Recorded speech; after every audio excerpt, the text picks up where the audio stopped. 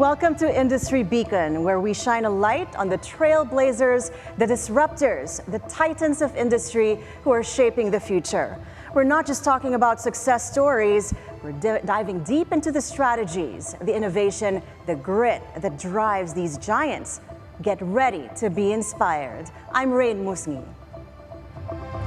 The Philippine meat industry, a vital engine of the national economy, providing sustenance to millions and supporting countless livelihoods.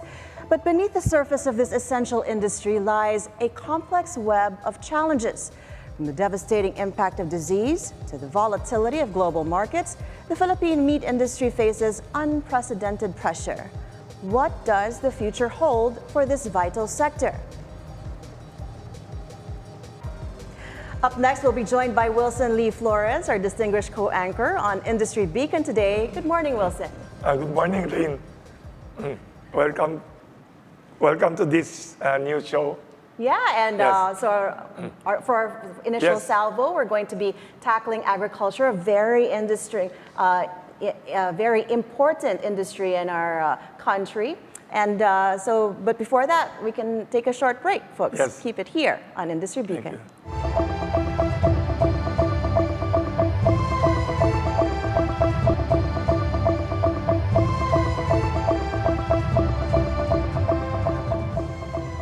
Good morning. We are very privileged today to have with us a very low-key business leader in the food business. He is Mr. Gabriel Ang. He is the biggest biggest meat importer in the Philippines, also one of the largest cold storage tycoons. A low-key guy, born and raised in Iloilo, now a national leader in a very important food security sector of the country. Welcome, Mr. Gabriel Ang. Thank you very much, Ma'am Rain. Yes. Sir Wilson, thank you for having me. It's a pleasure being here. Congratulations for your success. We are very interested to know, Mr. Gabriel Ang, what are your main success secrets or strategies? How did you build up your company? And first pala, how big is your company? What is your target sales this year, 2024? Last year, we are top 200 corporation In the whole country, Philippines. Wow. And this year, probably will hit around 28 billion sales. 28 billion pesos sales. I heard you are #1 in your industry. Well, I thank you for that because of the blessings from the Lord. Yes. But we are humble to serve the Filipino people. Can you share to our viewers maybe 3 strategies in your business career which made you #1? Because before you entered the meat business, there were already players in that industry. Yeah. What made you different? Well, the most important things here right now is to bring your product near to the market. So by doing so, you need to build the infrastructure. That means we continue to build a cold storage in every region in the industry in the Philippines. Then #2, you have to have your technology. You need to invest in technology so that you can manage well The efficiency the side. efficiency side. #3, of course, you need Yes. to invest in people because I heard. people makes your company grow. They are your partners. By the way, I forgot to mention, his very progressive company is Atkins Import and Export Inc. Yes. And he has another company which is one of the largest cold storage companies in the country, First Atkins Holdings. Yes. Is it true, Rain, narinig ko, I heard that you will have a REIT? Yes. We are studying that by early 2025, we're going into REIT. REIT. Yeah. But I heard also, Rain was asking earlier if you have plans to go IPO, because that's usually some people when the company is very big. Are you tempted or no need for that yet? In my opinion, myself, Yes. agricultural industry like ours, is we maintain in this kind of status quo. We don't need to go IPO. Maybe in the future, once we go into branding, Yes. when you go into branding, then you go into IPO. You have plans to brand your food products? Yes. So right now, apart from maybe going into REITs later on, later next year, this year you're still focused on expanding your cold storage facilities. As you said, currently you're about to open the one in Nueva Ecija, which makes for the 7th and 8th cold storage facility. That means that your meat import business is actually growing, coming from 20 billion last year in revenues. Now you're projecting 28 billion.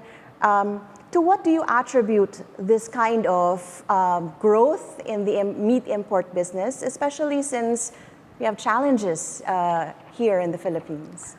Right now, we have a lot of challenges here in the Philippines when it comes to African swine fever. Our local hog industry right now is on the downside. We need to feed the Filipino, their stomach. So we need to temporarily import those goods to fill in those gaps. Then later on, as the industry is growing, we try to compensate to build up the local industry, then less import comings in. Is it true you supply like 10 million kilos of meat a day? 10 million kilos a day, Atkins? That figures will tell the truth. And I heard also from people, we did some research, you supply majority of the wet markets in Metro Manila? Yes, that's true. I heard 32 out of 37 wet markets all over Manila you supply. Yes, that's correct. Actually, most of Northern Luzon. Northern Luzon also. Wow. Any advice to people who are undergoing crisis? Because I also heard like 10 years ago or a dozen years ago, you had some financial and business crisis. How did you cope? How did you recover? Well, what were those years? Those years were in 2008, 2009, and 2010. 3 years. Yeah, that is 3 years in a very difficult situation. What was the crisis coming from? Well, of course, when I get into this business, I don't know exactly what kind of business I'm going in. You were new. We are new in this kind of business. Yes. But one thing for sure, I knew that food business is very essential and very basic. Yes. No amount of technology can replace food in our stomach. So during those times, of course, we need to strategize our design, how to simplify complicated matters.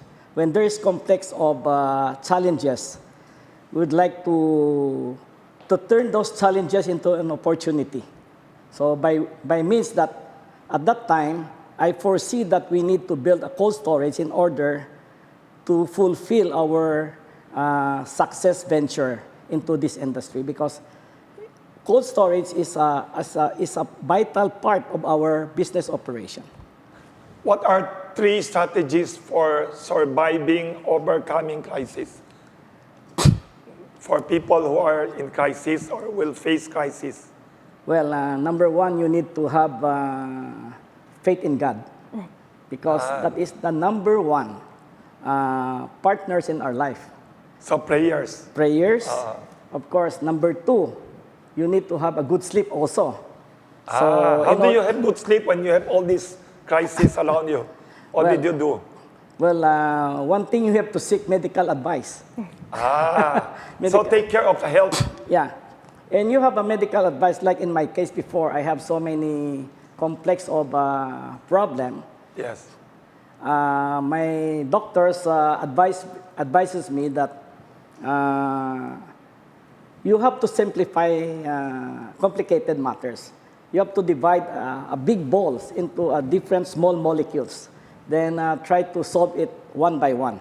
Your problem. your problem. Then, as you go along, you try to strategize until you have to compress. You have to compress your problem from a big scale to a smaller scale so that you can easily recover. And how I do that? My bank's partners help me in doing so. So you did not escape, you did not turn away from your problem, you faced it and dealt with it. Yes, yes. That's true. Because in this kind of business, you have to deal with everyday problem. Yes, yes. It is an everyday struggle, especially when you are in the agricultural sector. Yes, yes. Like Maraming us. variables. Many variables. So number one, during those difficulties, I faced this kind of challenges, but I decided to face the problem instead of escaping those problems.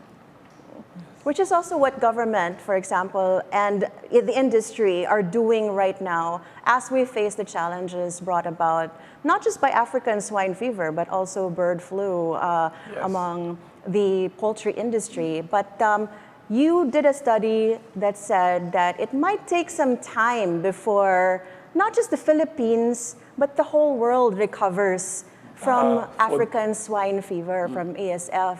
It might take a couple of decades. In the meantime, what kind of investments or steps do we take so that we can slowly but surely learn to live with ASF and grow our food sustainability here in the country? As I travel around the world, I went to European countries. I've seen how they grow their farm. Piggeries, yes. I went to South America. I went to North America. Wow. One thing I could advise our farmers is that they have to change the way they try to breed their hogs. No? Number one, yes. just like in the Philippines, we have this mass supply of housing. Yes. Same things with the pig. We have to build a housing for the pig, similar to what the people are living, so that Clean. it's clean, biosecurity, Yes. and of course, in the future, as the industry start to slowly adapt to the situation, import will slowly go down, and domestic product or produce will all eventually go up. You have to do it step by step. We cannot just do it an overnight. It's not a magic. It's really hard work. We have to let the people understand that this kind of business is different from buy and sell. There's a disease, how you contain the disease, how you produce the product, and how you sell your product. It's not like there's African swine fever affected hogs in the industry. A very creative entrepreneur buy this product and sell it on the other provinces. Don't do that, because it would do more harm than good. Yes. So in so doing, let us practice the good biosecurity way of trying to farm, and our hog farming, I mean. Very good advice. So your advice is we have to modernize and improve our piggery farming systems. It's the right direction, but I think right now the government has to support these local farmers, because it's very vital. Yes. Because we are a pork-eating country in the Philippines. How do you foresee food inflation, food prices now up to end of the year? Pork, chicken, beef? For the meantime, while there is a problem of African swine fever, Yes. there will be a sudden drop of inflation. Why? Because So that's good news. that's good news, but there is also bad news after that. Because they cull all the pigs, sell in the wet market. There will be a lot that will come here. Yeah, because those who are affected by the African swine They will, fever, they will sell. they have to cull. Yes. No? But those are not affected in the nearby, they have to sell very fast. And in fact, yes. there will be a lot of supply for the next 1 month. For 1 month. Then after that, Limited supply na. the supply will be diminished and the price will go up slowly again. That's, yeah. Mr. Ang, earlier you mentioned that among the greatest investments that you're making is in your people. And Yes. we know that in your company you foster a culture of continuous learning. How Yes. do you do that among your employees? And how do you retain them among your staff? I believe you have a 1,200 Yeah. strong workforce. Yeah. Treat them like your family. That is number one. Your relationship with your people, how you handle it. Treat them fair as if they're part of the family. When you do good for them, they will also reciprocate. They will help your company grow. I heard also that your company is one of the most, you invest a lot in technology, tens of millions of pesos. Yeah. You're one of the most modern in your industry. Yeah. We invest in our warehouse management system. I heard, yes. Our ERP, all our system have been, our company is, we're going into technology so that we will have a very good controls on the operation side. So that's another advice to business people. Yes. Do not save on technology. Yeah. So how do you keep updated on the latest technologies when it comes to meat importation, meat preservation, distribution as Cold well? storage. First, of course, as Atkins is a small company before. It started to grow when you have an open mind. Open mind, then you need to grow also with your people, with your infrastructure, with your warehousing, and distribution. So this kind of business approach is the most basic. When you want to grow, first, as I said before, you need to invest in people. Well, I'm really excited about the prospects for First Atkins as well as Atkins Imports and Exports.